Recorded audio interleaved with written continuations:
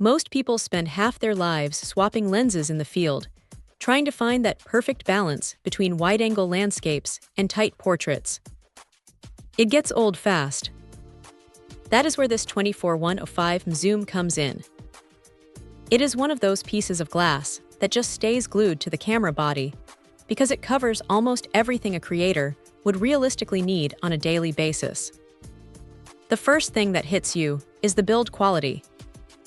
It feels substantial, solid, and honestly, it has a reassuring weight to it that makes you feel like you could take it out into a rainstorm without having a panic attack. Panasonic really leaned into that rugged, weather-sealed design here, and it shows. Now here is the thing about these do-it-all zooms. Usually, you sacrifice sharpness for convenience, but this one manages to keep things surprisingly crisp.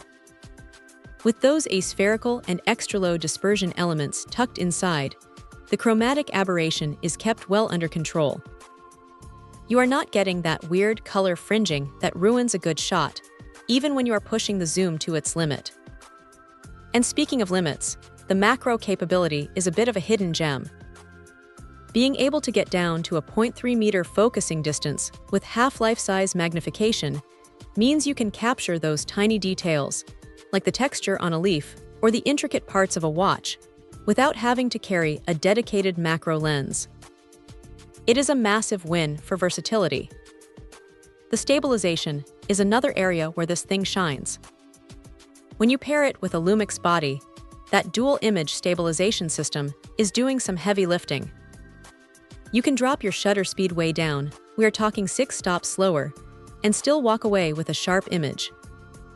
It is the kind of feature that saves a shot when the light starts to fade, and you are trying to avoid cranking up the ISO into noisy territory. It makes handheld shooting feel almost effortless. Of course, it is not perfect. If you are a fan of that super thin, creamy background blur you get with a fast prime lens, the constant f4 aperture might feel a little restrictive.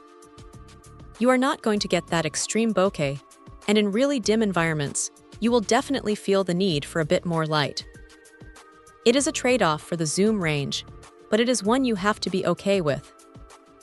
Also, it is not exactly a featherweight, so if you are trying to keep your kit as light as possible for long hikes, you might feel the burn after a few hours.